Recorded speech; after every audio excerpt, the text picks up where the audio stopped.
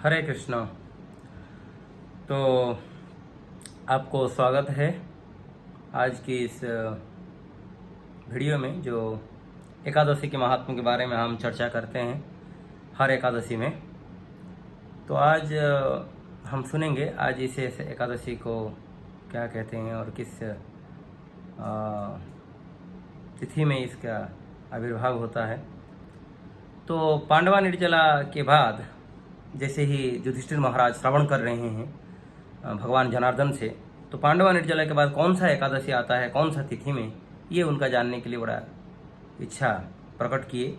और भगवान जनार्दन इस आषाढ़ कृष्ण पक्ष में जो एकादशी आता है उसको योगिनी एकादशी कहते हैं, इसके बारे में बताना चालू किए।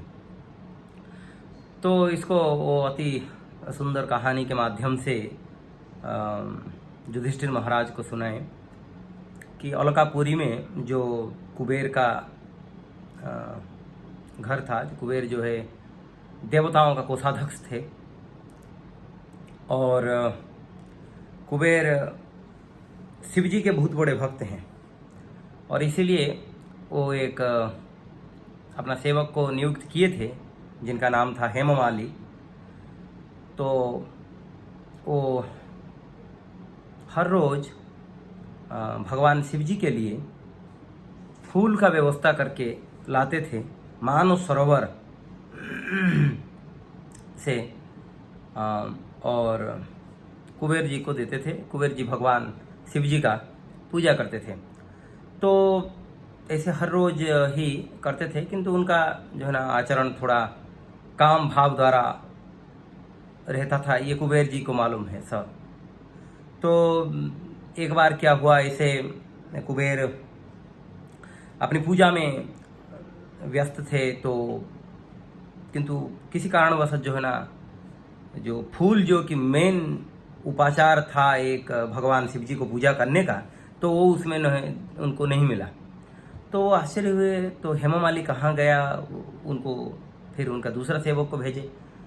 तो दूसरा सेवक जाके देखे कि हेममाली जो है ना अपना पत्नी के साथ जो है शारीरिक संपर्क में जुड़ा हुआ था। उसी समय जो वो मानसरोवर से फूल लाके फूल रख दिया, और वही जो है ना रास्ता में उसका घर पड़ता था, तो उसमें जो है ना उसके पत्नी के साथ जो है ना वो शारीरिक संपर्क में लगा हुआ था। तो उसी समय जो है ना ये पूजा का भी विलम्ब हो गया, इसीलिए कुबेर उसको बोले कि पकड़ के लेके आने के लिए, क्योंकि ये लोग अति असंतुष्ट हो गए थे। कुबेर का ये जो स्थिति, क्रोध पूर्ण भाव देख के, तो उसको और भी डर लगने लग गया।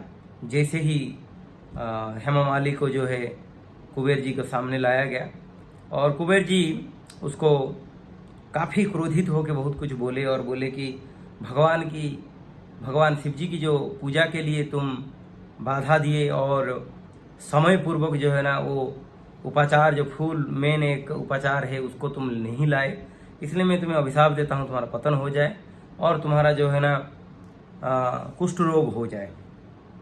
तो ऐसे करके वो अलकापुरी से जो है ना उनका पतन हो गया, और वो इस मृत्युलोक में पतित हुए। ऐसे ही दुख कष्ट झेलते हुए घूमते रहे। तो उसमें मार्कंडेय ऋषि को उनका दर्शन हुआ दैवी क्रम से। तभी मार्कंडेय ऋषि उनको यही सलाह दिए कि आप जो है आषाढ़ की कृष्ण पक्ष में जो एकादशी आता है उसको पालन करिए, और आप जो है ना सभी प्रकार का कष्टों से मुक्त हो जाइएगा। तो पुनः वो क्या किए, इसको पालन किए। उनका वो तो बुद्धिमान थे ही, उनका सभी प्रकार का बुद्धि सही तरह से काम कर रहा था। भगवान की जो कार्य कैसे होना चाहिए, किस हिसाब से भक्ति जीवन को प्रयोग करके भगवत धाम लौटा जा सकता है, इत्यादि इत्यादि उच्च स्तर में जो देवता लोग होते हैं वो अच्छी तरह से जानते हैं, क्योंकि ये भोग का प्रवृत्ति ही ऐसा है कि जीव को जो है ना पतनमुखी कर देता है, दो देवता हो, दानव हो, मनुष्य हो, कोई भी हो। तो जैसे ही भोग प्रवेश कर जाता है ये नष्ट हो जाते हैं। किंतु जो उच्च स्तरीय व्यक्ति होते हैं वो जैसे ही उनको इस प्रकार का